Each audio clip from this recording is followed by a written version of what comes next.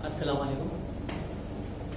आज ये वीडियो बनाने का मेरा मेन मकसद ये है कि जो रिड्यूस पोर्शन बोर्ड ने कहा था उस रिड्यूस पोर्शन के बारे में बहुत सारे लोगों को डाउट है, तो वो थोड़ा डाउट क्लियर करने के पॉइंट ऑफ व्यू से मैंने ये वीडियो बनाया है कि आप लोगों को भी थोड़ा रिडक्शन क्या हुआ है, किस तरह का पेपर पैटर्न बन सकता है, वो मैं आप लोग को बता दूं।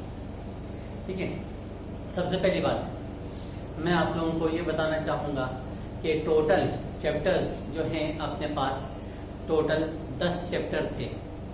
जो मैंने सबसे पहले वीडियो में बताया था आप लोगों को, टोटल 10 चैप्टर थे। मैं एक शॉर्ट में यहाँ पे उनके नाम लिखते जाता हूँ। पहला चैप्टर जो है वो फाइनल अकाउंट के बारे में दिया गया था। दूसरा नॉट फॉर प्रॉफिट कंसर्न के बारे में, नॉट फॉर प्रॉफिट ऑर्गेनाइजेशन के बारे में दिया गया था। तीसरा रिकंस्ट्रक्शन के बारे में दिया जो कि है एडमिशन ऑफ पार्टनर। चौथा जो कि दिया था रिटायरमेंट ऑफ पार्टनर। पांचवा जो कि दिया गया था डेथ ऑफ पार्टनर। छठा जो कि दिया गया था डिसोल्यूशन ऑफ पार्टनरशिप फर्म। फिर 7th जो तुमको दिया गया था इश्यू ऑफ शेयर्स। 8 जो कि दिया गया था बिल्स ऑफ एक्सचेंज। 9th जो कि दिया गया था analysis of financial statement. Analysis of financial statement. और फिर लास्ट में जो कि 10th पे नंबर है कंप्यूटर्स इन अकाउंटिंग। ये टोटल 10 चैप्टर जो न्यू सिलेबस में बोर्ड ने डिक्लेयर किया था वो ये 10 चैप्टर्स हैं। ठीक है, लेकिन जैसा आप लोगों को सभी को मालूम है कि बोर्ड ने डिक्लेयर किया था कि कुछ पोर्शन रिड्यूस किया जाएगा। अब वो रिडक्शन क्या हुआ है, बोर्ड ने एक्चुअली रिड्यूस किया नहीं है बीके में कि टोटल चैप्टर रिड्यूस कर दिया गया। हाँ, जो असेसमेंट वर्क था, प्रैक्टिकल वर्क था, एक्टिविटी वो बंद कर दी गई है, वो एक्टिविटी वर्क नहीं होगी। लेकिन इन चैप्टर्स में से किसी को भी रिड्यूस नहीं किया गया। लेकिन रिड्यूस करने के नाम पे टीचर्स को, बच्चों को एक ऑप्शन दिया गया है कि तुमको क्या करना होगा। ठीक है, इस ईयर ये लोगों ने, बोर्ड ने क्वेश्चन नंबर 2, 3, 4 और 5 नॉर्मली 7 क्वेश्चन होते हैं। 7 में से 4 क्वेश्चन 2, 3, 4, 5 ये क्वेश्चन के ऑप्शन फिक्स करके रख दिया है, बता दिया है कि कौन कौन से चैप्टर ऑप्शन में दिए जाएंगे। यानी बोर्ड में जब क्वेश्चन आएगा तो दोनों क्वेश्चन होंगे। ठीक है, क्वेश्चन नंबर 1 की बात नहीं करता मैं। क्वेश्चन नंबर 1 जो कि नॉर्मली ऑब्जेक्टिव्स होता है वो ऑब्जेक्टिव्स ही रहेगा। क्वेश्चन नंबर 2 में बोर्ड ने बोला है पहला एडमिशन ऑफ पार्टनर और B part retirement of partner. इस तरह से बोर्ड ने 2 ऑप्शन फिक्स करके कह दिया है कि एडमिशन का भी क्वेश्चन दिया जाएगा और रिटायरमेंट का भी क्वेश्चन दिया जाएगा। वैसे ही क्वेश्चन नंबर 3 जब देखा जाए तो यहां पर कहा गया है A part dissolution of partnership firm. Dissolution के ऑप्शन में बी पार्ट दूसरा जो दिया जा रहा है वो है बिल्स ऑफ एक्सचेंज।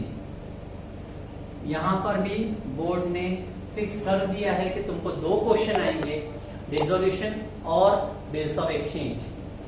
तीसरा हो गया चौथा क्वेश्चन जिसमें बोर्ड ने रखा है issue of shares.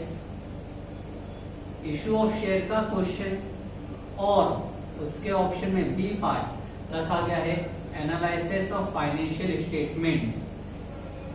Analysis of financial statement. इस तरह से यहां पर भी अगेन बोर्ड ने ऑप्शन दे दिया है इशू ऑफ शेयर्स और फाइनेंशियल स्टेटमेंट के बीच। और क्वेश्चन नंबर 5 जिसमें कहा गया है death of partner. Death of partner के ऑप्शन में रखा गया है दूसरा क्वेश्चन जो कि है computers in accounting. Computers in accounting यहां पर भी बोर्ड ने ऑप्शन दिया है। ठीक है, कि किस तरह से पेपर में क्वेश्चन बने जाएंगे।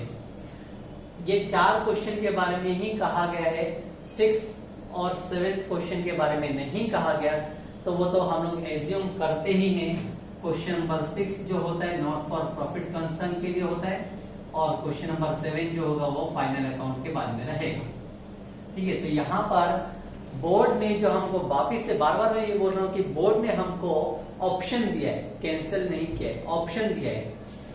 एडमिशन रिटायरमेंट में option, dissolution bills of exchange में ऑप्शन, इश्यू ऑफ शेयर्स और फाइनेंशियल स्टेटमेंट में ऑप्शन, डेथ ऑफ पार्टनर और कंप्यूटर्स में ऑप्शन। ठीक है, इस तरह से बोर्ड के पॉइंट ऑफ व्यू से बोर्ड वालों ने ये क्लियर सेल्फ स्टडी के लिए कह भी चुके हैं। एक रिटायरमेंट का चैप्टर, दूसरा बिल्स ऑफ एक्सचेंज का चैप्टर, तीसरा स्टेटमेंट, फाइनेंशियल स्टेटमेंट, और चौथा कंप्यूटर को बोर्ड के पॉइंट ऑफ व्यू से सेल्फ स्टडी के लिए कहा गया है। अब सेल्फ स्टडी का मतलब ये कि इसको क्लास में पढ़ाया नहीं जाएगा, बच्चे इनके बारे में खुद पढ़े। जो लोग फ्यूचर में कॉमर्स में ही अपना फ्यूचर अच्छे से बनाना चाहते हैं, तो ये सारी चीज छोड़ी नहीं जा सकती।